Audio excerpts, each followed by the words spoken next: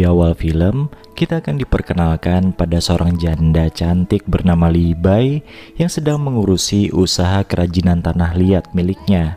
Libai memiliki seorang anak perempuan bernama Abigail yang masih duduk di bangku SMA. Hari itu seperti biasa, sepulang dari sekolah, Abigail dijemput oleh Gabo yang merupakan sopir bentor sekaligus teman sebayanya.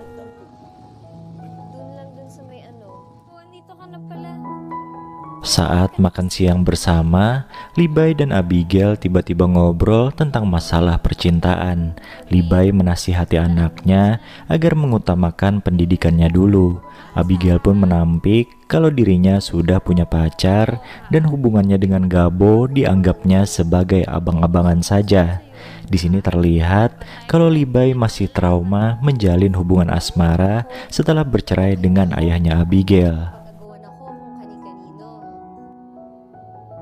Karena statusnya yang belum pernah berpacaran, Abigail sering dianggap cupu oleh teman-teman sekolahnya. Saat gadis itu sedang duduk sendirian di halte sambil makan es krim, tiba-tiba ada seorang pria dewasa yang menyodorkan sapu tangan kepadanya. Dengan lembut, pria itu menyuruh Abigail untuk menyeka noda es krim di mulutnya dengan menggunakan sapu tangan itu. Tanpa memperkenalkan namanya, pria itu lalu pergi seiring kedatangan Gabo yang ingin menjemput Abigail. Ternyata peristiwa tadi meninggalkan kesan spesial untuk Abigail yang pada akhirnya menggunakan sapu tangan tadi sebagai objek imajinasi nakalnya. Sayangnya pada keesokan harinya, sang pria pemilik sapu tangan tadi tidak muncul sehingga Abigail gagal melihat sosoknya yang rupawan. Hingga akhirnya Gabo pun datang dan mengantar Abigail pulang ke rumah seperti biasa. Setelah berganti pakaian dan makan siang, Abigail minta izin kepada ibunya untuk bermain sepeda. Libai pun bilang ada sesuatu yang ingin ia sampaikan setelah anaknya itu pulang dari bermain. Di perjalanan, Abigail tiba-tiba terjatuh dari sepedanya. Kebetulan pria pemilik sapu tangan kemarin lewat di tempat itu dan menolong Abigail. Abigail pun makin terpesona pada pria itu yang di tiap ucapannya mengutip ayat dari kitab suci. Akhirnya pria itu pamit setelah menolak sapu tangannya dikembalikan oleh Abigail. Setelah itu Abigail bertemu dengan Gabo di tempat biasanya mereka nongkrong. Di sana Gabo mengutarakan perasaan cintanya kepada Abigail. Namun Abigail menolaknya dengan alasan sudah menganggap Gabo seperti abangnya sendiri.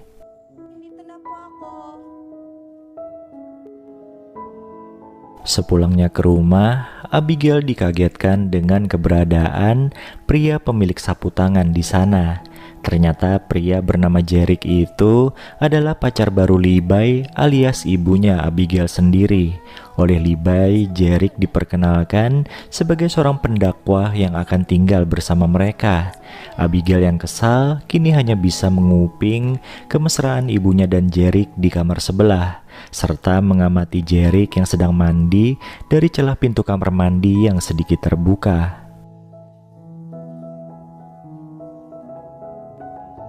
Pekerjaan Jerick sebagai pendakwah membuat Libai sangat percaya pada pria itu.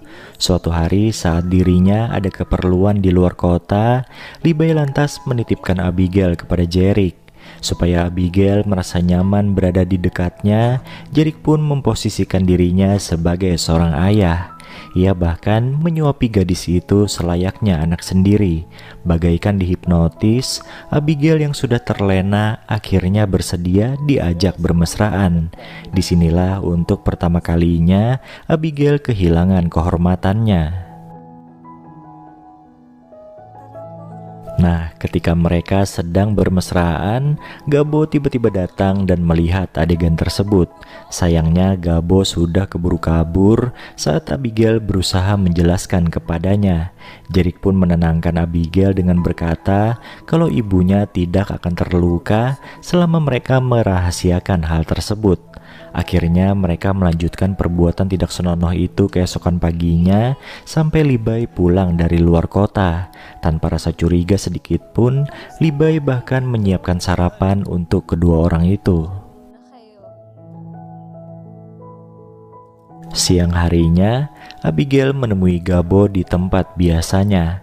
Akhirnya mereka pun bermesraan agar Gabo tetap merahasiakan apa yang dilihatnya kemarin malam. Suatu hari, saat menikmati sarapan bersama, Jerick mengutarakan niatnya untuk berdakwah di kota lain selama beberapa hari. Abigail yang dari tadi nampak kurang sehat, tiba-tiba jatuh pingsan.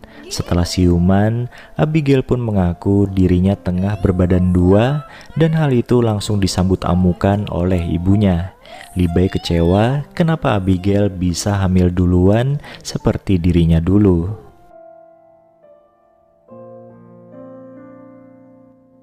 Karena dirinya sangat mencintai Abigail, Gabo pun bersedia bertanggung jawab atas kehamilan itu. Dengan penuh amarah sekaligus terpaksa, Libai menyuruh Gabo menikahi anaknya setelah mereka berumur 18 tahun. Dan mulai saat itu, Gabo diharuskan tinggal di sana untuk menemani Abigail. Sementara Jerick yang merupakan ayah sebenarnya dari anak yang dikandung Abigail terus saja berakting seolah-olah dirinya orang suci dan tidak tahu apa-apa. Sementara itu, keberadaan Gabo membuat Jerick jadi tidak tenang dan terbakar api cemburu. Akhirnya ketika ada kesempatan ngobrol berdua dengan Abigail, pria itu mengajaknya untuk kabur bersama-sama. Di waktu yang berbeda, saat Gabo sedang bekerja, ia menyaksikan seorang wanita tua menghadang laju sepeda motor Jerick. Karena gagal menghentikannya, wanita itu pun meminta tumpangan kepada Gabo. Oleh Gabo, wanita tua itu dipertemukan dengan Libai yang sedang berbelanja di pasar. Akhirnya terungkaplah kelakuan minus dari Jerick yang hobi menodai gadis-gadis di tiap daerah yang disinggahinya. Di saat yang tepat seperti itulah, Gabo juga membeberkan rahasianya pada Libai. Sementara itu di rumah, Jerick memaksa Abigail untuk ikut kabur bersamanya. Di sini Abigail menolaknya mentah-mentah karena tidak ingin mengecewakan ibunya lagi. Tak seberapa lama, datanglah Libai dan Gabo yang langsung menyerang Jerick. Sialnya, Abigail harus meregang nyawa ketika melindungi ibunya dari serangan Jerick. Abigail pun akhirnya meninggal dunia di pangkuan sang ibu, sementara Jerick berhasil kabur entah kemana.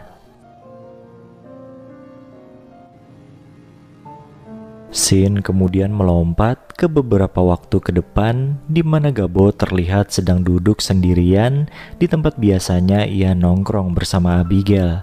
Penampilannya sekarang lebih rapi dengan memakai seragam sekolah. Tak seberapa lama, datanglah Libai yang berpesan agar Gabo melanjutkan pendidikannya dan jangan lelah untuk mencintai. Film ini pun ditutup ketika keduanya saling memberikan pelukan hangat.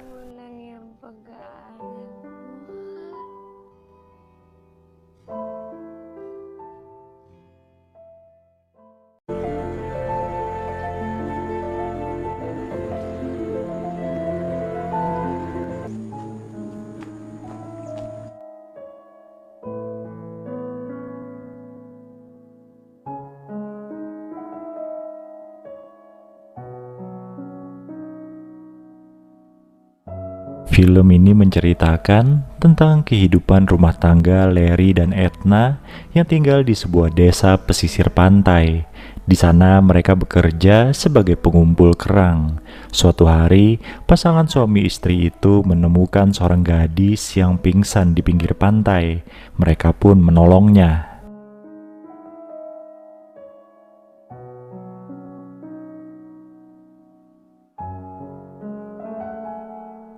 Singkat cerita, Edna mengizinkan gadis bernama Amy itu untuk tinggal bersama agar bisa menemaninya di rumah. Larry sebenarnya tidak setuju, tapi ia juga tidak bisa menolak permintaan Edna. Seiring berjalannya waktu, hubungan antara Edna dan Amy semakin dekat. Edna menganggap Amy sebagai saudara kandungnya sendiri, tapi lambat laun Edna mulai tidak nyaman karena Larry dan Amy menunjukkan gelagat yang mencurigakan.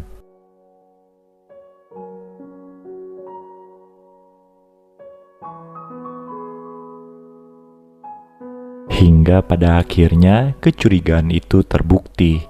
Suatu hari, Edna menangkap basah suaminya dan Amy sedang bermesraan. Namun meski Larry telah ketahuan berselingkuh, Edna masih tetap mempertahankan pernikahannya. Bahkan kini mereka tetap tinggal satu rumah, di mana Edna dan Amy saling memperebutkan Larry.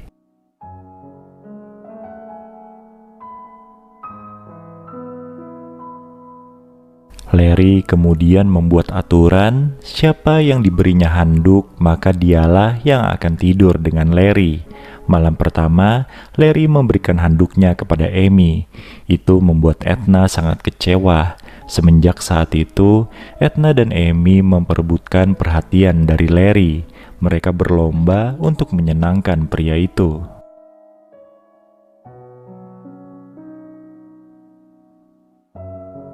Waktu pun berlalu, Larry sepertinya kini sudah mulai bosan dengan Amy. Ia pun mulai memilih Edna. Apalagi setelah Edna hamil, sehingga mendapatkan perhatian lebih dari Larry. Hal ini membuat Amy menjadi sangat cemburu.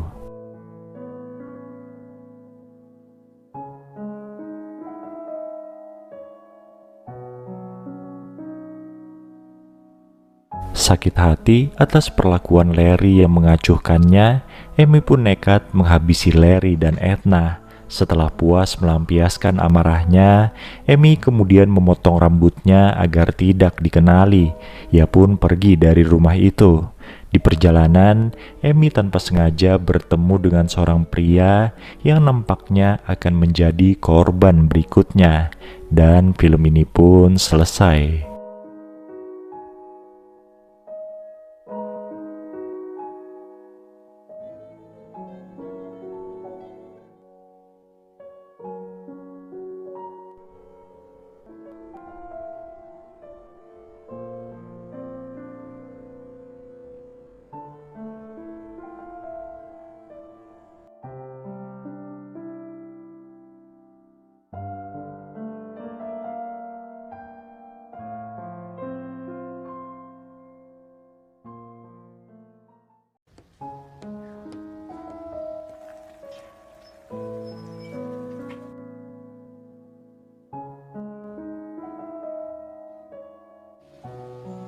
Perkenalkan, gadis cantik ini bernama Mara. Ia adalah seorang yatim piatu yang tinggal di sebuah rumah sederhana bersama adik laki-lakinya yang bernama Ethan. Saat itu Mara berkuliah di jurusan keperawatan, sedangkan adiknya masih duduk di bangku SMA. Untuk membiayai kehidupan mereka, Mara dan Ethan membuka stand kecil-kecilan di depan rumah yang menjual makanan serta minuman. Oleh pacarnya Mara, mereka diberi modal untuk membuka usaha itu. Sore harinya, Mara curhat tentang masalah hidupnya pada seorang teman wanitanya. Sang teman pun menyarankan agar Mara mengikuti jejaknya sebagai peliharaan om-om. Namun semua itu dikamuflasekan sebagai pekerjaan mengasuh pria paruh baya yang tentunya kaya raya. Singkat cerita, Mara pun bersedia menggeluti pekerjaan itu, dan di hari berikutnya ia sudah menemukan klien yang cocok hasil rekomendasi dari temannya. Selesai berdandan, Mara pun bergegas pergi ke sebuah rumah mewah milik pria paruh baya bernama Ryan. Di sana ia disambut ramah oleh sang tuan rumah dan diajak ngobrol tentang latar belakangnya. Mendengar cerita Mara, Ryan sontak prihatin. Ia pun balas bercerita tentang statusnya yang menduda serta umurnya yang sisa 6 bulan sampai 1 tahun lagi. Ternyata Ryan ini punya penyakit yang serius. Merasa cukup dengan basa-basinya, Ryan pun mengajak Mara untuk bermesraan. Setelah melayani Ryan, Mara langsung menemui teman wanitanya di sebuah diskotik. Di sana mereka berpesta untuk merayakan kesuksesan Mara di hari pertamanya bekerja. Mara tidak menyangka kalau ia bisa mendapatkan om-om segagah Ryan. Nah, saat Mara sedang joget sendirian dalam keadaan mabuk, ia dipepet oleh seorang pemuda. Pemuda itu pun memanfaatkan kondisi tersebut dengan mengajak Mara mojok berduaan dan melayani hasratnya. Karena merasa cocok dengan servisnya Mara, Ryan pun memilihnya untuk jadi peliharaan. Kini tugas Mara bukan hanya melayani Ryan di atas ranjang, tapi juga menyiapkan makanan untuk pria itu dan lain-lainnya. Bahkan tidak jarang, Mara menginap di rumah mewah itu. Suatu hari rumah itu kedatangan seorang pemuda yang ternyata adalah anak kandung Ryan. Mara sontak kaget karena ternyata anak Ryan yang bernama Joseph itu adalah pemuda yang sempat bermesraan dengannya di diskotik kemarin. Magkakilala pala kayo? Situasi tersebut membuat Mara jadi kurang nyaman sehingga ia memiliki niatan untuk pensiun dini dari pekerjaannya. Niatan itu kemudian Mara sampaikan kepada adiknya. Di sini Ethan hanya tahu jika Mara bekerja sebagai pengasuh orang tua pada umumnya. Ia pun menyayangkan keputusan Mara dan berniat akan menggantikannya sebagai pengasuh Ryan. Mendengar hal itu, Mara sontak ketakutan dan membatalkan niatnya untuk berhenti bekerja. Suatu hari, Ryan menyuruh pengacaranya untuk datang ke rumah. Saat itu Ryan ingin mengubah isi surat wasiatnya di mana Joseph tidak akan mendapatkan hartanya sama sekali. Ryan geram karena selama ini Joseph hanya mabuk-mabukan saja dan tidak mau bekerja. Mendengar hal itu, Joseph yang dari tadi mencuri dengar sontak emosi. Meskipun Joseph berjanji akan berubah, Ryan sepertinya sudah bulat dengan keputusannya. Di sudut hatinya yang terdalam, Joseph sebenarnya naksir dengan Mara. Namun karena gadis itu adalah milik ayahnya, Joseph hanya bisa menatap iri dari kejauhan. Suatu ketika Joseph bilang pada Mara kalau ia memiliki rekaman video saat mereka bermesraan di diskotik. Joseph berjanji tidak akan menyebarkan video tersebut asal Mara bersedia menjalankan misi darinya. Ia menyuruh Mara untuk menaburkan racun pada minuman ayahnya. Karena kondisinya semakin tersudut, Mara pun nekat memberikan minuman beracun pada Ryan di suatu pagi. Tidak lama setelah meminumnya, Ryan langsung tidak sadarkan diri. Tapi baru beberapa detik Joseph merayakan kesuksesan misinya, ia dibuat kaget dengan kedatangan polisi yang ingin menangkapnya. Tiba-tiba Ryan pun bangun sambil tertawa. Ternyata diam-diam Mara membocorkan rencana Joseph kepada Ryan dan mereka pun bekerja sama untuk menjebaknya.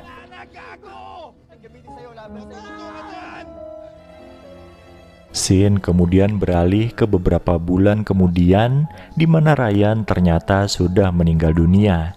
Di rumah mewah itu, Mara diberitahu pengacara Ryan kalau ia mendapatkan semua harta dari pria kaya itu. Bagi Ryan, seluruh hartanya tidak akan mampu membalas kebahagiaan yang telah Mara berikan di hari-hari terakhirnya. Dan film ini pun selesai.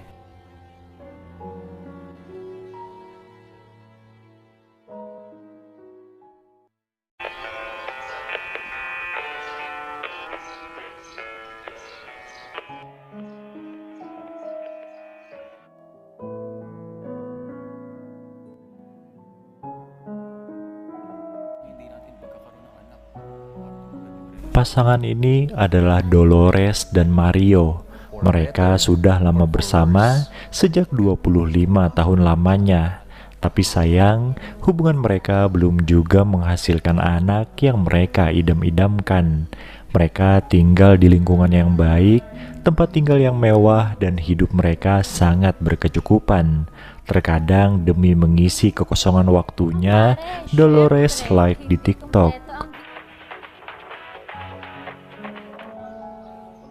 Suatu hari, ketika Dolores dan Mario lagi ngobrol dengan tukang kebun, mereka kedatangan tamu yang tidak lain adalah anak baptis dari Mario, yaitu Spike dan kekasihnya yang bernama Helga. Sudah lama mereka tidak ketemuan. Spike masih menginjak bangku kuliah dan semua biaya ditanggung oleh Mario. Spike mengunjungi Mario karena masih dalam libur semester. Mario tidak keberatan Spike tinggal di sana sementara bersama kekasihnya, tapi dengan syarat mereka harus bertingkah sopan. Namun baru semalam berada di sana, Dolores tanpa sengaja melihat pintu kamar Spike sedikit terbuka. Di sana ia melihat Spike dan Helga sedang bermesraan. Helga berusaha ramah dan akrab dengan Dolores. Ia sudah menganggap seperti kakaknya sendiri. Begitu juga dengan Dolores. Tapi sebaliknya, Dolores melihat sesuatu yang berbeda dari Spike. Masih muda dan masih tangguh, berbeda dengan Mario yang sudah lemas duluan. Hal itu ternyata juga terjadi pada Mario. Saat ia mengajak Spike dan Helga jalan-jalan ke sawah miliknya, pria itu menyadari kalau Helga sangatlah mempesona. Hingga suatu ketika terjadi sesuatu yang di luar nalar, di mana Helga dan Mario nekat bermesraan di dalam kamar mandi. Sementara itu Dolores yang habis belanja ketemu dengan Spike dan diajak nongkrong di pinggir sawah. Di sini terjadi percikan-percikan yang membuat mereka jadi salting satu sama lain.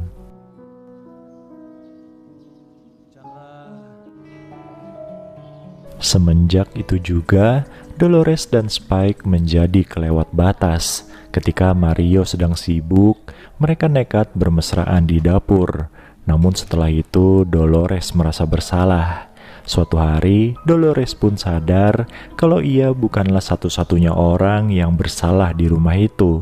Tanpa sengaja, ia menyaksikan suaminya sedang bermesraan dengan Helga. Karena merasa dirinya juga salah, Dolores pun hanya bisa diam.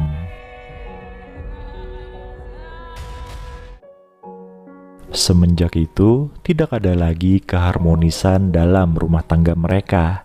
Mario juga lebih sering marah-marah dengan Dolores, gara-gara istrinya itu meminta Spike dan Helga meninggalkan rumah, namun Mario menolaknya. Suatu hari, Helga kedatangan ibunya di sana. Ibunya sudah lama mencari keberadaan Helga, tapi sayangnya sang anak malah menolak dan mengusirnya. Helga juga sudah mulai berani dengan Dolores. Bahkan ia belak-belakan mengatakan kalau yang seharusnya tinggal bersama Mario adalah dirinya, bukan wanita yang tidak bisa menghasilkan anak seperti Dolores. Lalu suatu malam, mereka mencoba mencairkan suasana.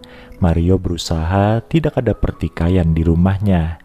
Dan untuk merayakan itu, Spike menyiapkan minuman beralkohol. Alhasil mereka jadi mabuk dan nekat bermesraan dengan pasangan yang berbeda. Begitu sadar, Mario melihat Dolores sedang bersama Spike. Mario pun murka dan akhirnya mengusir dua orang itu dari rumahnya.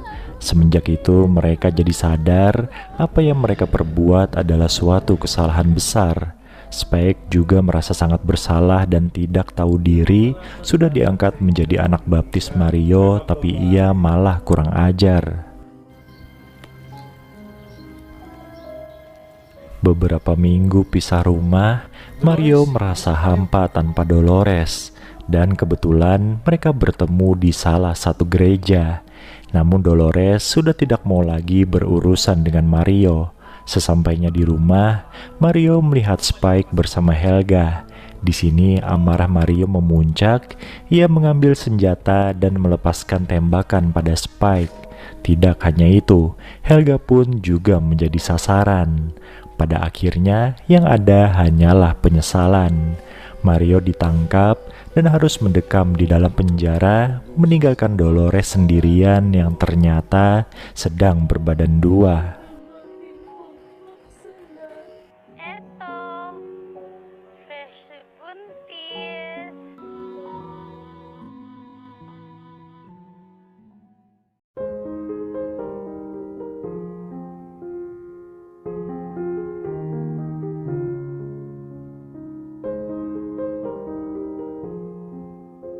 Teris adalah seorang bos cantik dari perusahaan penerbitan majalah pria.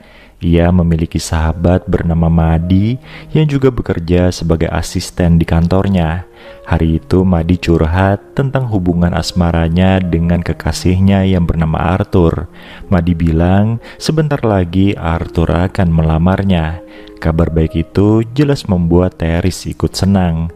Tapi saat Madi bertanya tentang hubungan Teris dan mantannya, tiba-tiba wanita cantik itu pingsan.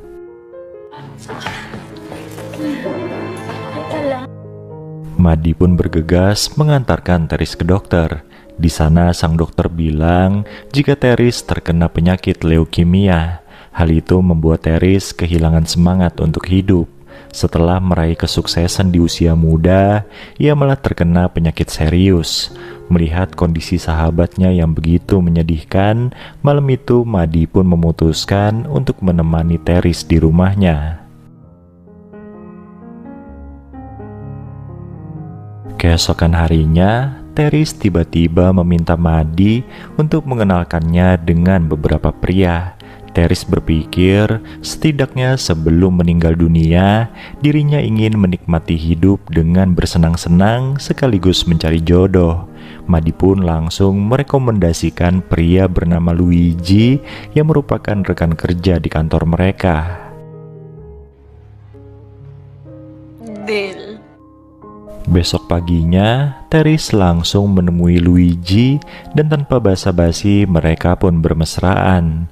Untuk merayakan peristiwa barusan, Teris dan Madi minum-minum di sebuah bar. Di sana Madi memberitahu Teris jika ia telah menghubungi pria bernama Aris untuk berkencan dengannya. Selain itu, Madi juga mengingatkan kalau Teris tidak boleh bermesraan lebih dari satu kali dengan pria rekomendasinya, karena hal itu akan membuat para pria baper. Beberapa hari kemudian, Teris pun akhirnya berkencan dengan Aris. Di sana, Aris yang pandai merayu langsung mengajak Teris untuk melipir ke apartemennya. Berhubung dirinya masih banyak pekerjaan, Teris pun menolak. Tapi ia janji akan berkunjung ke sana. 3 hari kemudian, dengan ditemani oleh Madi, Teris pergi ke apartemennya Aris. Di sana Madi mengatakan kalau ia akan menunggu di ruang tamu dan jika 1 jam sudah berlalu, dirinya akan menjemput Teris di kamar Aris.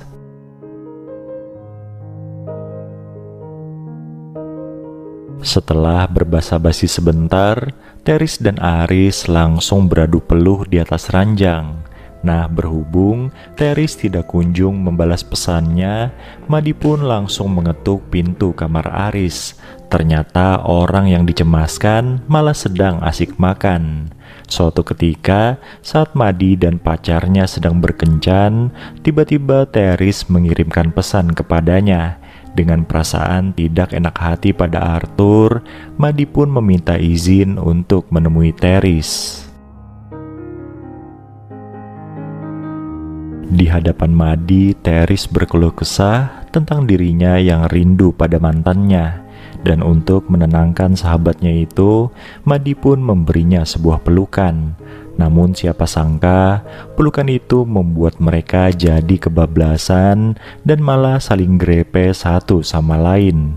Semenjak peristiwa itu, Madi jadi bimbang dengan perasaannya terhadap Arthur. Puncaknya, setelah Madi memikirkan matang-matang, ia pun menolak lamaran Arthur. Bahkan Madi sampai memutuskan pria itu agar bisa menjalin hubungan dengan Teris. Kabar baik pun didapat oleh Teris ketika tahu dirinya tidak terkena leukemia. Ternyata kemarin itu hanya salah diagnosis. Dan film ini pun ditutup dengan scene di mana tanpa malu-malu Teris dan Madi meresmikan hubungan mereka di hadapan para karyawan di kantor.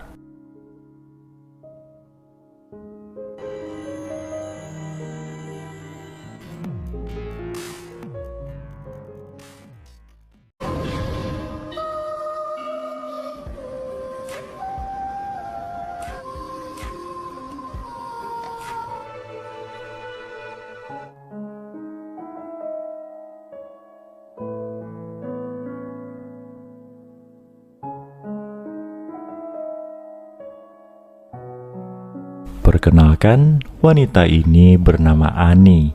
Ia adalah istri Al, si pengacara kaya, dan sampai saat ini mereka belum memiliki buah hati.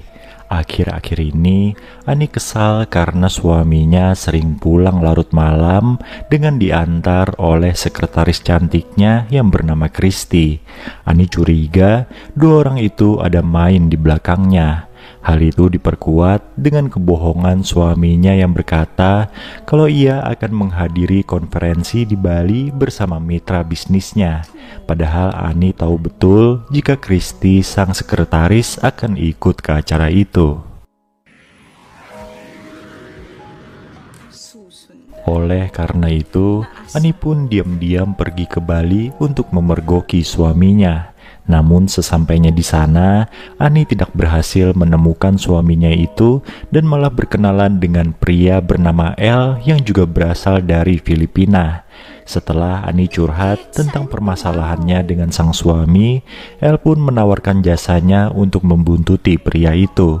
Akhirnya karena terpengaruh suasana romantis di Bali, Ani dan El bermesraan layaknya sepasang suami istri yang sedang bulan madu di sana. Malam harinya, dengan membawa beberapa lembar foto berisi kegiatan Al di Bali, El pun melaporkan pada Ani kalau sebenarnya suaminya itu tidak berselingkuh. Diam-diam Ani menyesal karena pada akhirnya dirinya lah yang berselingkuh dari Al. Meski begitu, Ani juga tidak sanggup menolak ajakan El untuk pergi berwisata keliling Bali sebelum mereka pulang ke Filipina dan berpura-pura tidak pernah mengenal satu sama lain. Bahkan di malam harinya, mereka menyempatkan diri untuk bermesraan.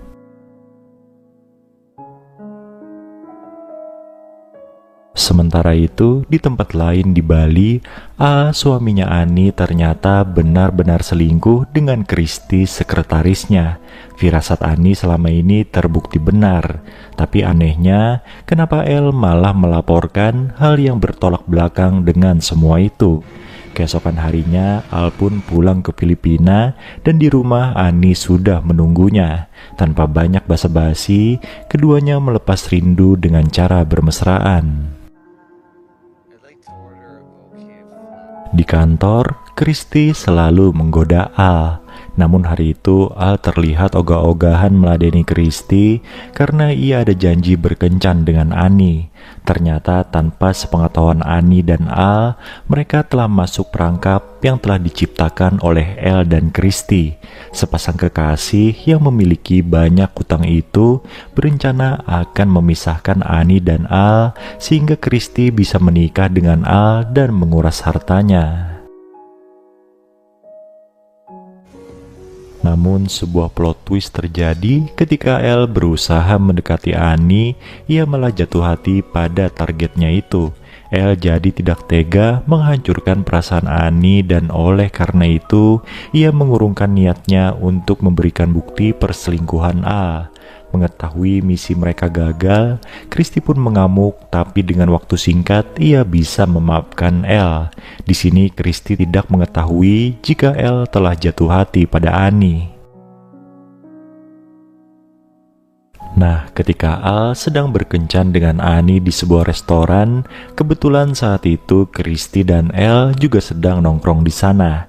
Kesempatan itu dimanfaatkan Elle untuk menemui Annie dan menjelaskan tentang semua misinya dengan Christy. Sambil memeluk Annie yang sedang emosi, Elle mengucapkan maaf sekaligus mengaku kalau ia sudah jatuh hati pada Annie. Suatu hari, Elle mendapatkan pesan dari Annie yang menyuruhnya untuk datang ke rumah. Tanpa pikir panjang, pria itu pun segera bertolak ke sana dan menemui Annie yang ternyata meminta jatah bermesraan. Entah harus merasa beruntung atau sial, sepulangnya ke rumah, Elle juga harus melayani hasrat dari Christy. Bagi Christy, bermesraan adalah suatu cara untuk menutupi trauma masa lalunya yang pernah dinodai seorang pria. Suatu malam, Christy mendatangi rumah A untuk bertemu dengan pria itu. Tapi di sana, ia malah disambut oleh Annie yang mengecat rambutnya dengan warna merah dan berpakaian cukup terbuka. Dengan wajah sinis, Annie bilang kalau ia sudah tahu tentang rencana jahat Christy. Keesokan harinya, Christy kembali dibuat kesal oleh Al yang menolak untuk bermesraan dengannya. Bahkan Al menuding jika Christy berbohong tentang perselingkuhan istrinya dan Elle. Kemarahan Christy pun memuncak ketika ia tahu kalau Elle diam-diam menemui Annie dan bermesraan dengan wanita itu. Dengan membawa sepucuk senjata, Christy pergi ke rumah Annie dan Al lalu melakukan suatu hal yang tidak terduga. Dengan senjata itu, ia mengakhiri hidupnya sendiri hingga jenazahnya mengambang di kolam renang milik pasangan suami istri itu. Semua itu dilakukan Christy agar semua orang percaya ia tidak berbohong.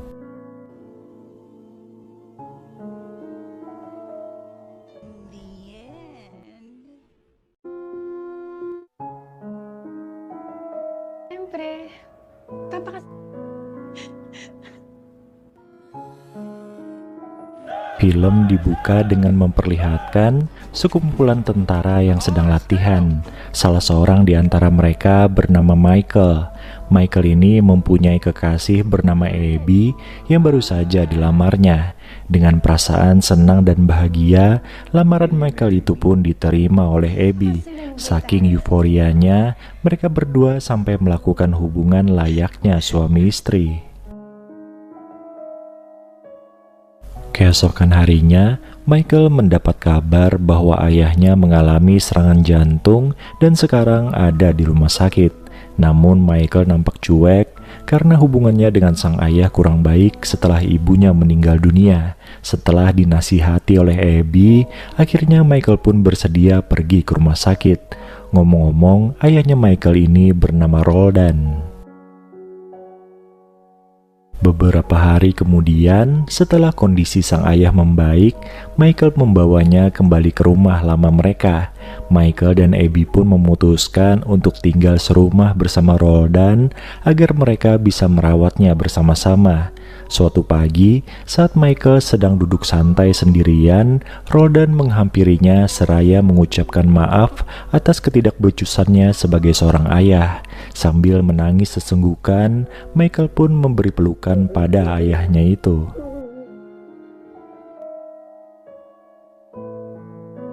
Suasana di rumah itu pun jadi hangat seiring dengan membaiknya hubungan Michael dan Roldan. Suatu hari, Michael dan rekan-rekannya dibebankan sebuah misi oleh sang komandan untuk menangkap penjahat yang sangat berbahaya. Sang komandan pun berpesan sebelum berangkat mereka harus berpamitan dulu dengan keluarga masing-masing.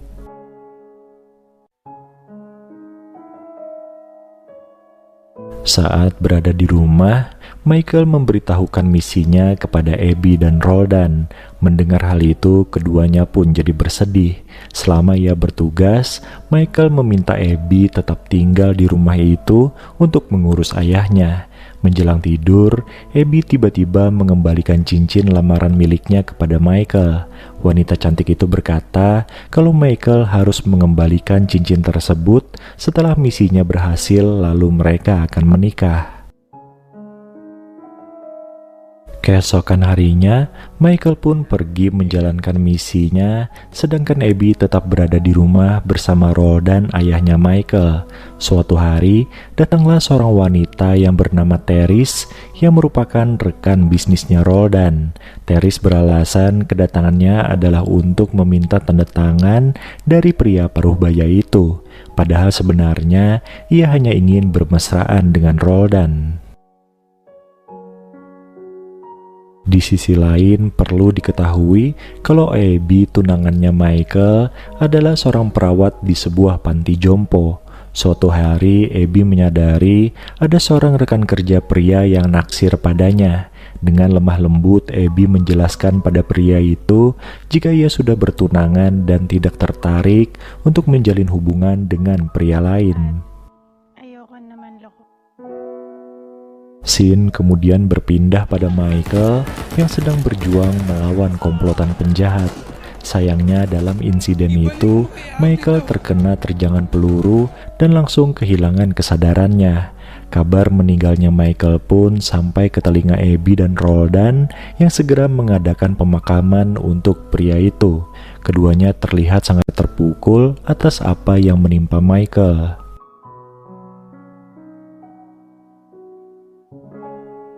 Di tengah kesedihannya, Abby pun memutuskan untuk pergi dari rumah itu karena merasa sudah tidak ada yang ditunggunya lagi. Namun Roldan segera mencegahnya dengan perkataan almarhum Michael akan bahagia jika Abby tetap di sana. Akhirnya Abby pun mengurungkan niatnya dan menjalani hari-hari selanjutnya di rumah itu dengan penuh isak tangis. Seiring berjalannya waktu, Abby dan Roldan yang sama-sama kehilangan kini saling menguatkan. Bahkan hubungan mereka malah kebablasan dengan melakukan hubungan layaknya suami istri. Suatu hari, Abby mendapat kabar mengejutkan bahwa Michael ternyata masih hidup dan sekarang sedang dirawat di rumah sakit. Mengetahui fakta tersebut, Abby dan Roldan seperti menerima kabar baik sekaligus kabar buruk. Setelah kondisi Michael agak baikan, mereka pun membawanya pulang ke rumah. Meskipun selamat dari insiden itu, Michael ternyata mengalami trauma. Sampai-sampai ketika bermesraan dengan Abby, Michael hampir saja menghabisi tunangannya itu. Di sisi lain, Teris yang jengkel pada perubahan sikap Roldan padanya, lantas berusaha mempengaruhi mental Michael. Ia bilang kalau Abby telah berselingkuh dengan pria lain.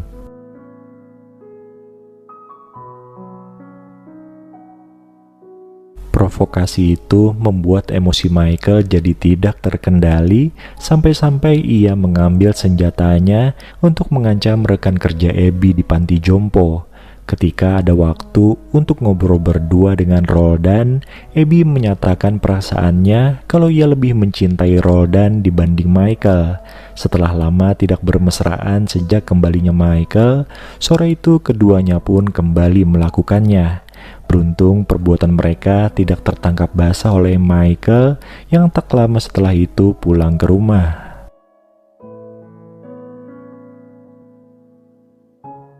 Malam harinya, saat mereka makan bersama, Michael tiba-tiba menodongkan senjata pada Abby dan Roldan. Ternyata tadi sore, Michael melihat perbuatan tidak senonoh dua orang itu.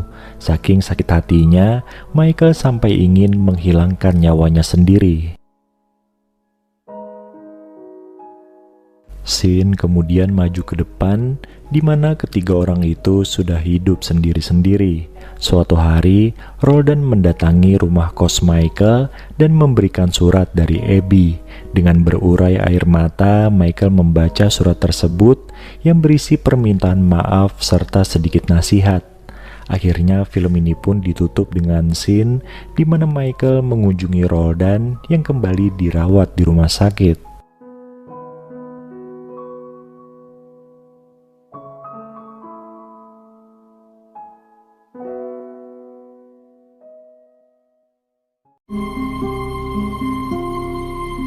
Pakitimpla mo nga ako ng kape. Saan ka pupunta? Magkikita kami ng... Kaya na lang namin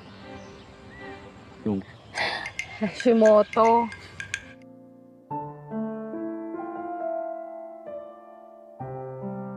Perkenalkan, pria tua ini bernama Turo. Karena memiliki banyak lahan, ia terkenal sebagai saudagar perkebunan di kampungnya. Hari itu Turo mendapat telepon dari seorang wanita bernama Vanessa yang ingin memborong buah-buahan dari perkebunannya. Oleh karena itu, mereka pun membuat janji ketemuan dalam waktu dekat. Sementara itu, tanpa sepengetahuan Turo, di rumah anak angkatnya yang bernama Aldoy malah asik bermesraan dengan istri muda Turo. Istri muda itu bernama Cita. Scene pun berlanjut di sebuah kantor polisi di mana seorang atasan sedang bicara serius dengan anak buahnya yang bernama Floy. Atasan tersebut menyuruh Floy untuk menyelidiki kasus pencucian uang yang melibatkan seorang wanita bernama Vanessa. Suatu hari, Aldoy membujuk Cita untuk bekerja sama menghabisi Turo. Berhubung Cita ini dinikahi Turo secara sah, maka apabila pria tua itu tiada, Cita akan mendapatkan seluruh hartanya. Sementara Aldo yang hanya anak angkat tidak akan mendapat apa-apa. Malam harinya, Turo datang menemui Vanessa di sebuah kafe. Bukannya banyak bertanya tentang buah-buahan, Vanessa ini malah sibuk merayu Turo. Sementara Turo sendiri yang dasarnya memang pria mata keranjang, happy-happy saja digoda oleh wanita cantik seperti Vanessa. Meski tahu Turo sudah memiliki istri, Vanessa tetap nekat mengajak pria tua itu bermesraan. Tanpa sepengetahuan Turo dan Vanessa, dari tadi polisi Floy sudah mengawasi mereka. Keesokan paginya, Aldoy memanas-manasi Cita yang sedang kesal karena suaminya tidak pulang ke rumah kemarin malam. Aldoy bilang Turo pasti sedang bersama wanita lain. Apa yang Aldoy bilang ternyata benar. Di perkebunan miliknya, Turo sedang bersama dengan Vanessa. Setelah bercerita tentang keluarganya, Turo kembali mengajak Vanessa bermesraan di area perkebunan itu. Tidak jauh berbeda, di rumah Aldoy dan Cita ternyata juga melakukan hal yang sama. Kepulangan Turo beserta Vanessa ke rumah itu sontak membuat Aldoy dan Cita kalang kabut. Sementara Cita menyambut suami dan tamunya di ruang tamu, Aldoy memilih bersembunyi di kamar mandi. Setelah memperkenalkan dirinya sebagai pemborong buah-buahan milik Turo, Vanessa pun meminta izin ke kamar mandi. Di sana ia terkejut melihat Aldoy, namun anehnya Vanessa malah patuh ketika Aldoy mengajaknya bermesraan. Setelah itu, Vanessa keluar dari kamar mandi dan menyantap makan siang buatan Cita bersama dengan Turo. Nah, ketika mereka lengah, Cita mengeluarkan Aldoy dari kamar mandi. Karena tahu Turo dan Vanessa akan segera pergi, Aldoy dan Cita pun diam-diam masuk ke dalam mobil yang akan dipakai dua orang itu. Rencananya Aldoy dan Cita akan membuntuti mereka. Tak seberapa lama, mobil tersebut berhenti di area perkebunan. Beberapa menit setelah Turo dan Vanessa keluar dari mobil, Cita dan Aldoy pun menyusul mereka. Ternyata kecurigaan itu terbukti. Dengan mata kepalanya sendiri, Cita menyaksikan suaminya berselingkuh. Wanita cantik itu pun mengambil pisau dengan niat melukai Turo dan Vanessa. Beruntung dua peselingkuh itu berhasil selamat setelah Aldoy dan warga menghentikan Cita. Malam harinya, Turo meminta maaf pada Cita. Dengan segepok uang, ia merayu sang istri agar mau menerimanya kembali. Sementara itu, di sebuah penginapan, polisi Floy berhasil meringkus Vanessa yang sedang bersama Aldoy dan satu pria lainnya. Ketika Floyd bertanya di mana semua uang milik Vanessa, wanita itu pun menjawab sudah ditukar dengan buah-buahan Turo. Floyd kemudian menyuruh Vanessa untuk membawa Turo ke hadapannya. Setelah dihubungi Vanessa, Turo pun meminta izin pada Chita untuk keluar rumah. Namun baru beberapa langkah ingin pergi, Turo tiba-tiba terjatuh dan meninggal. Ternyata Chita sudah mencampurkan racun pada suguhannya untuk Turo. Karena tidak kunjung datang, akhirnya Vanessa menelepon Turo, namun panggilan tersebut diangkat oleh Chita. Chita bilang Turo telah meninggal karena serangan jantung. Mendengar hal itu, Aldoy dan Vanessa langsung pergi ke rumah Turo. Dan benar saja, Turo sudah tidak bernyawa. Tanpa rasa curiga sedikit pun, Aldoy dan Vanessa meminum air di rumah itu yang ternyata sudah dicampur racun oleh Chita.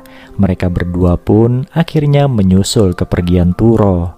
Ternyata semua itu sudah direncanakan oleh Chita dan juga Floyd. Dengan bermodal semua uang milik Turo, mereka berdua melarikan diri ke kota lain dan film ini pun selesai.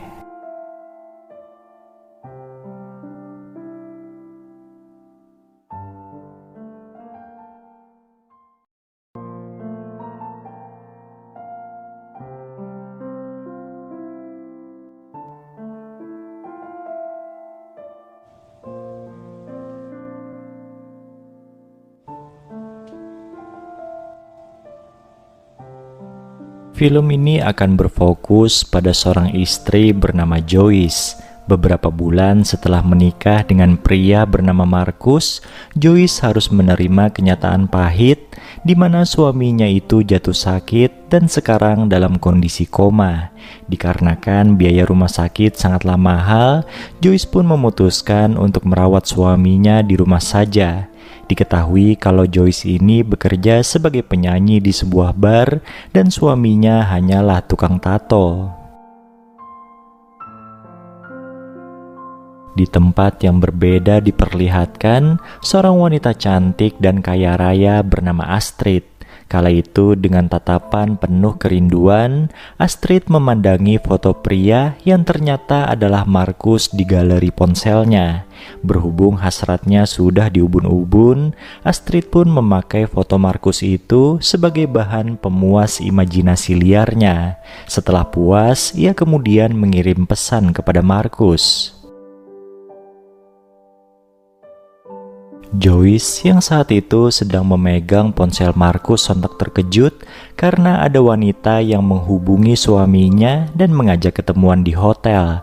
Karena penasaran, Joyce pun membalas pesan tersebut dengan ajakan bertemu di rumahnya saja.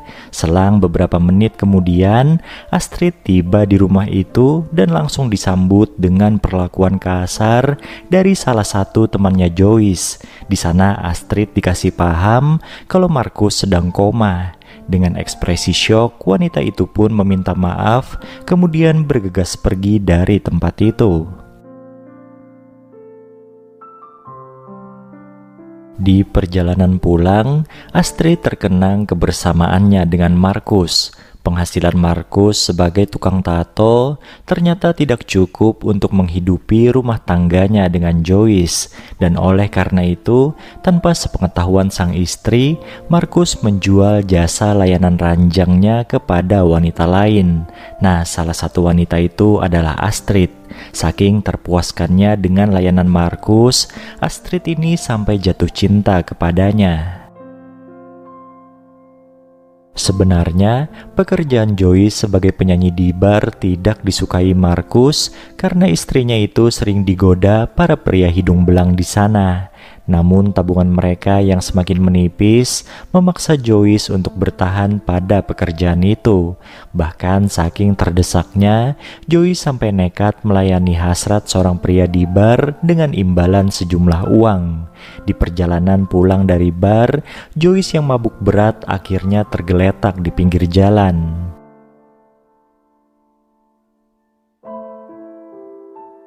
Untungnya saat itu ada Astrid yang kebetulan lewat dan mengantar Joyce pulang ke rumah. Setelah Joyce sadar, Astrid pun mengungkapkan kalau dirinya pernah berjanji pada Markus akan menjaga Joyce apabila terjadi sesuatu yang tidak diinginkan. Jadi Astrid ini adalah orang yang pertama tahu tentang penyakitnya Markus dan membiayai seluruh pemeriksaan kesehatan Markus sebelum koma. Bahkan Astrid pula yang memberi modal pada Markus untuk membuka usaha tato. Karena tahu betul kalau Markus sudah berjuang keras untuk bisa menafkahi Joyce, Astrid pun menasehati Joyce agar tidak menyerah menunggu kesembuhan Markus. Mulai dari hari itu, Astrid memberi bantuan dana untuk perawatan Markus serta menyuplai makanan sehari-harinya Joyce. Berhubung semua kebutuhan hidupnya sudah terpenuhi, Joyce pun menolak untuk melayani hasrat pria di bar. Penolakan itu sontak membuat si pria jadi emosi dan nekat ingin menodai Joyce secara paksa. Untungnya saat itu ada Astrid yang dengan sigap melindungi Joyce. Ternyata selama ini ketika Joyce melayaninya, pria di bar itu diam-diam telah merekam perbuatan mereka. Nah, kekesalannya pada Joyce saat itu akhirnya ditumpahkannya dengan cara menyebarkan rekaman tersebut di internet. Selain harus menghadapi rasa malu dengan tersebarnya video itu, Joyce juga kehilangan pekerjaannya di bar.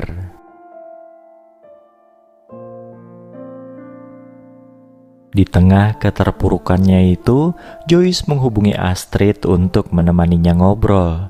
Dengan kondisi mabuk minuman, Astrid bilang kalau dirinya iri dengan kebersamaan Markus dan Joyce. Terlihat jelas Markus sangat mencintai Joyce.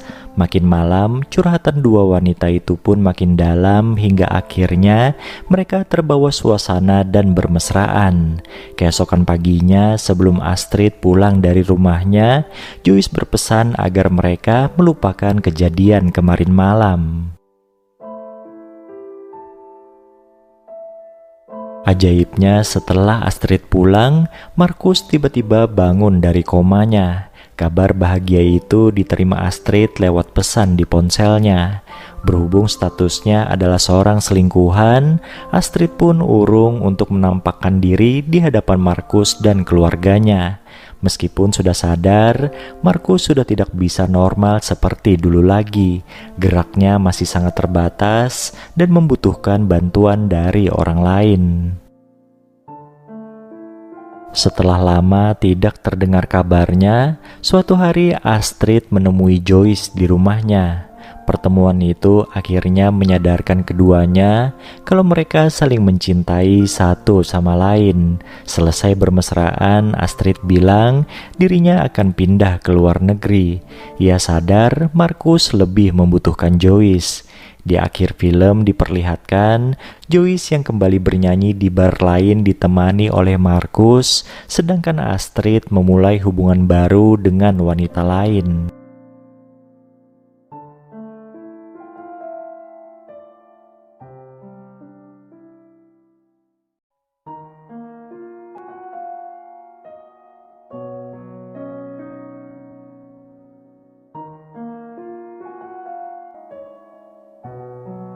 Film ini berfokus pada sepasang pengantin baru yang hidup di sebuah desa di pesisir pantai. Si suami bernama El adalah seorang nelayan, sedangkan istrinya yang bernama Susan bekerja sebagai pegawai negeri sipil. Beberapa bulan setelah menikah, mereka dianugerahi seorang bayi laki-laki. Tapi naasnya bayi tersebut meninggal dunia selang beberapa menit setelah dilahirkan.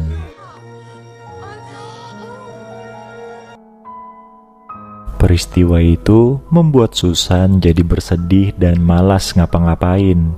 Ia tidak bekerja karena masih dalam masa cuti melahirkan.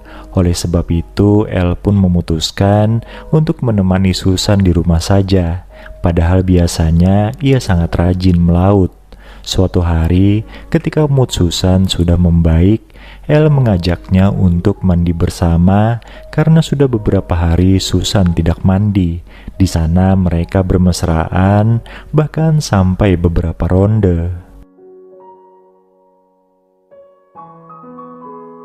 Selain menenangkan Susan yang selalu teringat bayi mereka, El juga harus menanggung beban ekonomi keluarga kecil itu. Apalagi akhir-akhir ini, perolehan ikan mereka sangatlah sedikit. Suatu sore, El dan Susan menikmati pemandangan dari pinggir pantai. Di sana Susan mengungkapkan rasa bangganya pada El yang selalu setia padanya. Susan pun berseloroh, ia akan tahu El berselingkuh dari aroma tubuh suaminya itu. Tak seberapa lama, datanglah Abi, adiknya Susan, yang ikut nimbrung dengan mereka. Di saat Susan sudah mulai bekerja, El malah mendapat musibah. Ia tertipu sebuah koperasi simpan pinjam di mana El menginvestasikan uangnya. Mendengar kabar tersebut, ibunya El pun sampai terkena serangan jantung dan kini sedang dirawat di rumah sakit. Di hadapan Susan, El histeris menangisi nasib naasnya. Susan pun memberi saran agar El menagih hutang pada orang-orang yang meminjam uang padanya. Melihat El sedang kesusahan, Dindo temannya El berinisiatif untuk menagih hutang tersebut. Orang pertama yang didatanginya adalah Flor.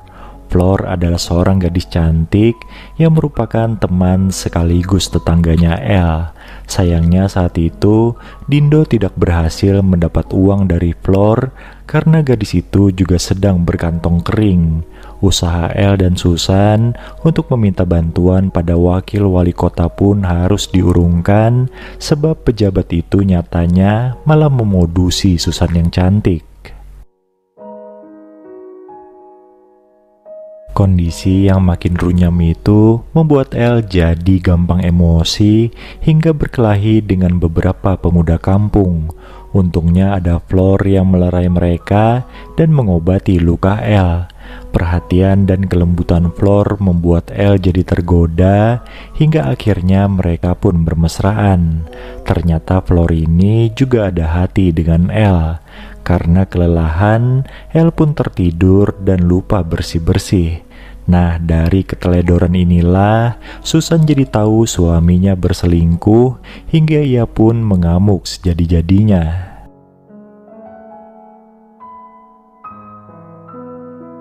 Keesokan paginya, Susan yang tidak ingin kecolongan lagi memutuskan untuk berhenti bekerja agar bisa mengawasi suaminya. Tanpa sadar, Susan juga keliru menuduh Abi adiknya sendiri yang telah berselingkuh dengan El. Di tengah kebangkrutan dan keterpurukan mereka, El dan Susan pun berbaikan lewat hubungan badan.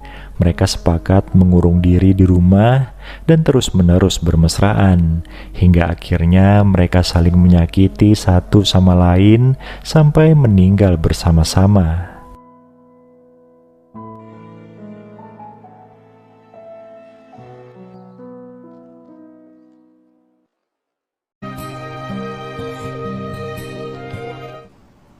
Ano nangyari? Ano si Matthew? Hindi ako naniniwalang kapatid mo nalasing ako. Dito.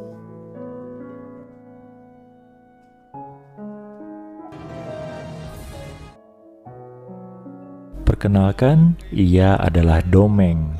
Domeng ini merupakan sosok pria yang dikenal banyak orang di kampungnya. Suatu hari terjadilah sebuah peristiwa mengenaskan di mana Domeng dihabisi oleh orang tidak dikenal. Dengan berlinang air mata, anaknya Domeng yang bernama Matthew memeluk tubuh kaku sang ayah. Tidak lama kemudian, datanglah seorang pria bernama Robert yang merupakan teman dari Domeng. Meskipun hatinya juga hancur, Robert tetap berusaha tegar dan menyabarkan Matthew. Sejak itu, Matthew menjadi yatim piatu dan pada akhirnya Robert mengajaknya untuk tinggal bersama. Dengan kata lain, Matthew diangkat menjadi anak asuh. Robert dan istrinya yang bernama Amanda sangat welcome pada Matthew.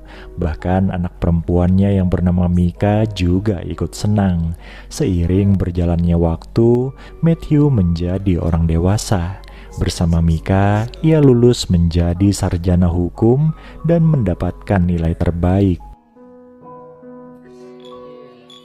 Makin kesini, Mika mulai merasakan getaran cinta pada Matthew.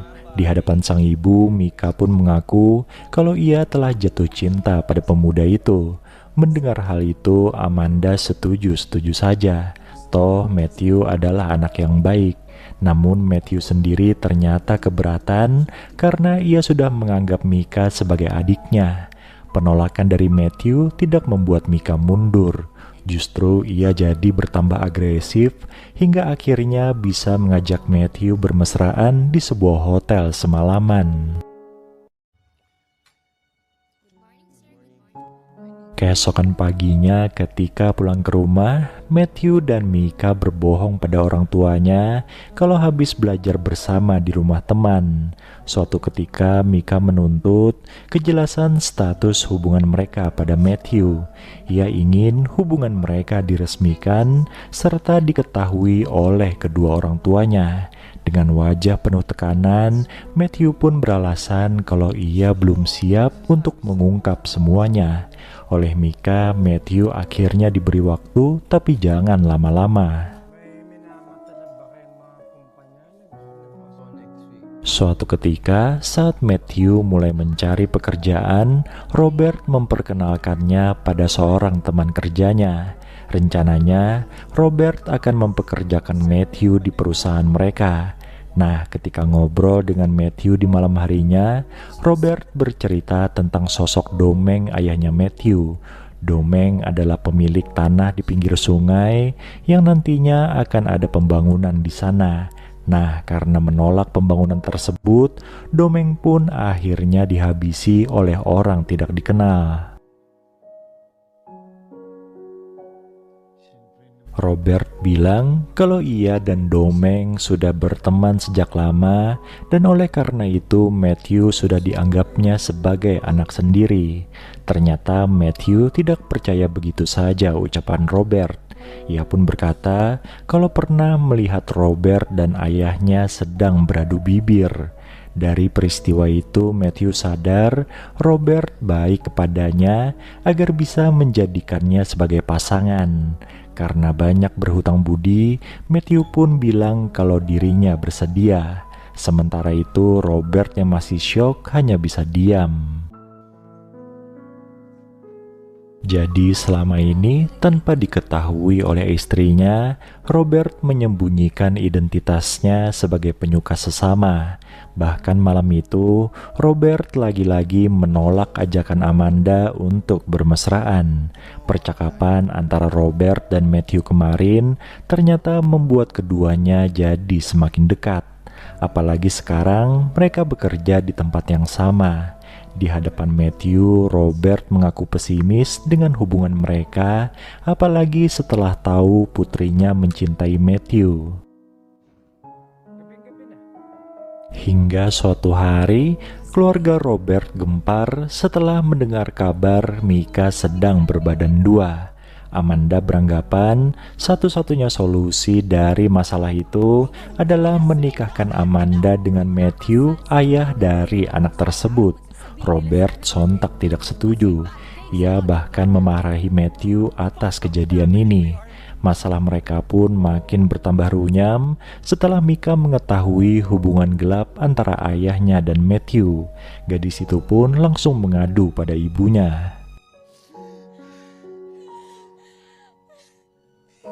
Amanda sebenarnya sudah tahu kalau dulu suaminya berhubungan dengan Domeng. Ia pun berbesar hati memaafkannya. Namun kesalahan Robert bersama Matthew kali ini sudah tidak bisa ia toleransi lagi. Tanpa peduli rengekan dari suaminya, Amanda pun memutuskan untuk segera menikahkan Mika di luar negeri. Mendengar hal itu, Robert sontak putus asa hingga akhirnya memilih untuk mengakhiri hidupnya sendiri. Kepergian Robert untuk selamanya menjadi pukulan telak bagi keluarga, terutama Amanda. Meski agak lain, Robert sebenarnya menyayangi mereka setulus hati. Di sisi lain, untuk kedua kalinya, Matthew kehilangan sosok ayah di hidupnya. Pada akhirnya, Matthew dan Mika pun menikah, sementara Amanda hidup sendirian. Dan film ini pun selesai. Mahal na mahal kita. Patawarin mo ako.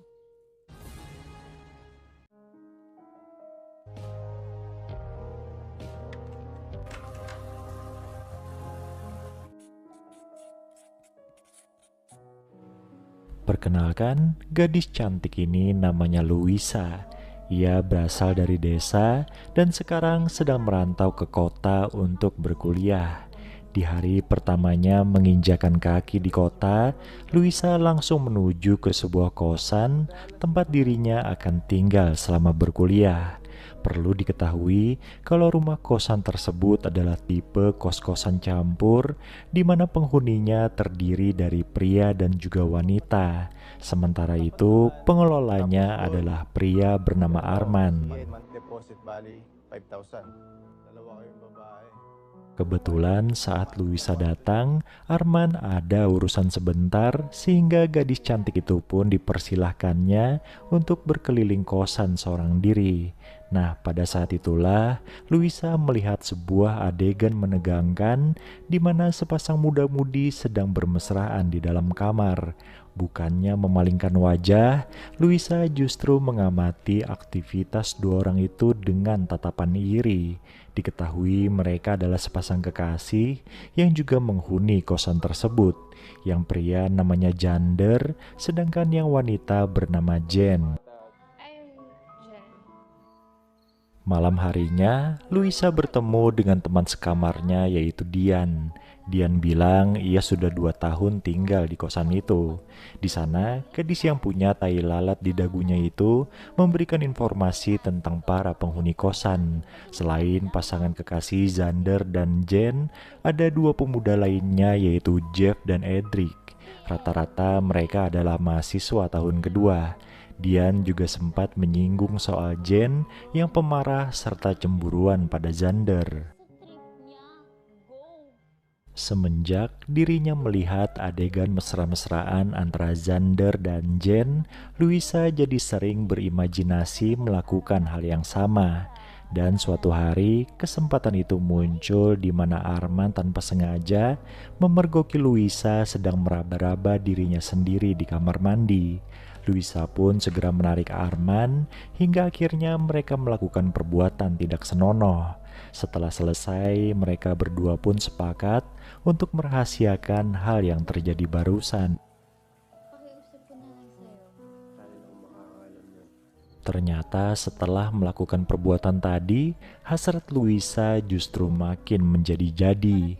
Ia bahkan nekat bermesraan dengan Zander ketika Jen sedang pergi keluar. Tidak hanya itu, Louisa juga sempat bermesraan bertiga dengan Dian dan juga Edric. Menyadari keliaran dari Louisa yang terlihat polos, Dian pun jadi penasaran dengan petualangan hasrat teman sekamarnya itu. Mendengar pertanyaan Dian, reaksi dari Louisa justru mengejutkan. Dengan bercucuran air mata, Louisa mengaku kalau semua pria yang dikenalnya pasti pernah bermesraan dengannya. Bahkan saking banyaknya ia sudah tidak ingat lagi. Ternyata Louisa ini memiliki kelainan, yaitu hasratnya yang berlebih. Kelainan yang diderita oleh Louisa ini membuat Dian jadi prihatin sehingga membujuknya untuk berkonsultasi ke psikiater. Sayangnya Louisa justru malah tersinggung dan ngambek pada Dian.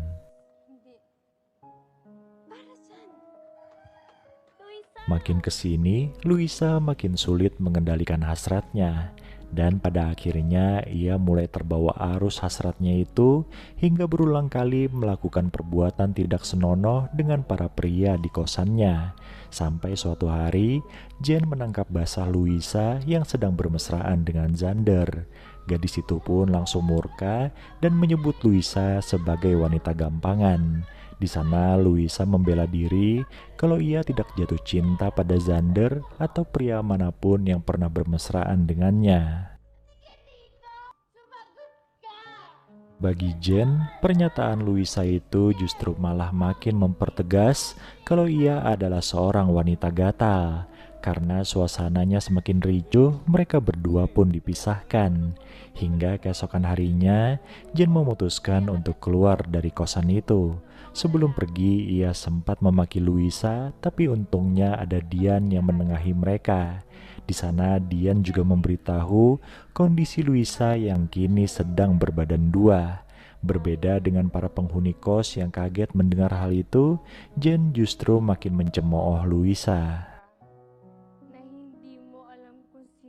Ia bilang kalau itu adalah karma bagi Luisa. Memangnya enak hamil tanpa tahu siapa ayah dari anaknya. Setelah kepergian Jen, Luisa pun menyusul keluar dari kosan tersebut. Selain karena kehamilannya, ia juga sudah merasa tidak nyaman tinggal di sana. Luisa pun memutuskan untuk pulang ke kampung halamannya dan mulai berkonsultasi ke psikiater dengan ditemani oleh Dian. Film ini pun ditutup dengan scene di mana Luisa mulai berdamai dengan dirinya sendiri serta kehamilannya.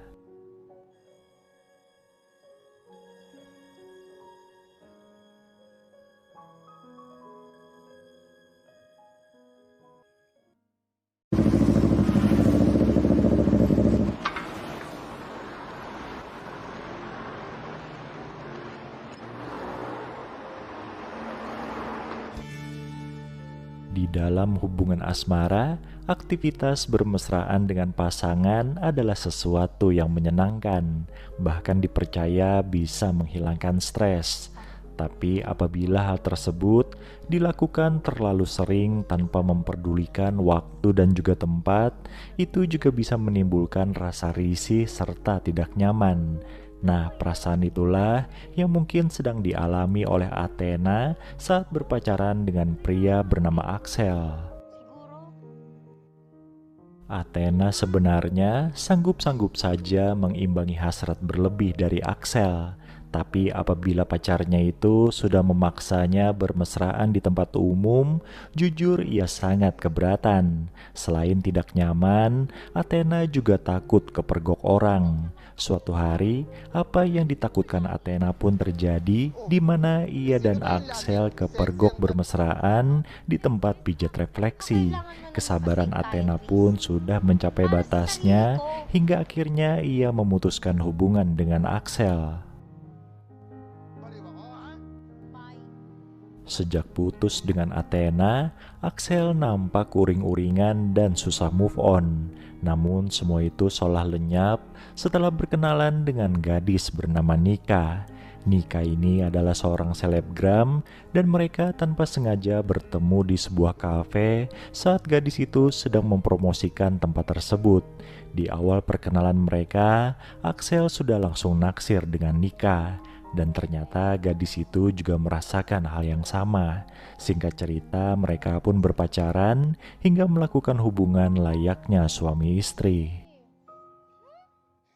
Berbeda dengan Axel, kehidupan asmara Athena nampaknya tidak begitu mulus setelah mereka putus. Athena yang bekerja sebagai perawat memang sempat naksir dengan rekan kerja barunya yang bernama Francis. Namun setelah bermesraan dengan pria itu, Athena langsung ilfil karena Francis cepat keluar. Ia tidaklah setangguh Axel. Suatu hari, Athena tanpa sengaja bertemu dengan Axel yang sedang duduk sendirian di sebuah kafe.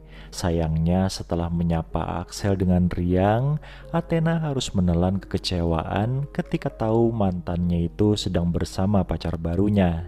Daripada canggung, Athena pun memutuskan untuk segera pamit pada Axel dan Nika. Meskipun tahu Axel sudah punya pacar, Athena tidak mau menyerah begitu saja. Keesokan harinya, ia langsung pergi ke rumah mantannya itu dan membujuknya agar mau balikan. Sayangnya, Axel tidak mau. Pria itu bilang kalau ia sudah move on dan bahagia bersama Nika. Athena pun kecewa tapi tidak bisa apa-apa. Ternyata takdir berkata lain. Suatu hari ketika Axel ingin menjemput Nika dengan menggunakan sepeda motor, ia mengalami kecelakaan lalu lintas. Axel pun mengalami cedera cukup parah hingga harus dirawat di rumah sakit selama beberapa waktu. Nah, peristiwa tersebut membuat Axel sadar kalau Nika bukanlah wanita yang baik untuknya. Itu terbukti semenjak ia dirawat, Nika tidak pernah mengunjunginya sekalipun. Bahkan gadis itu selalu menolak telepon dari Axel. Meskipun begitu, Axel tidak perlu bersedih karena ada Athena yang selalu di sisinya. Dari awal masuk rumah sakit sampai sekarang, mantannya itu selalu menemani serta membantunya. Sepertinya Tuhan ingin menunjukkan jodoh terbaik untuk Axel. Film ini pun ditutup dengan scene di mana Axel dan Athena kembali berpacaran dan tentunya sering bermesraan seperti dulu.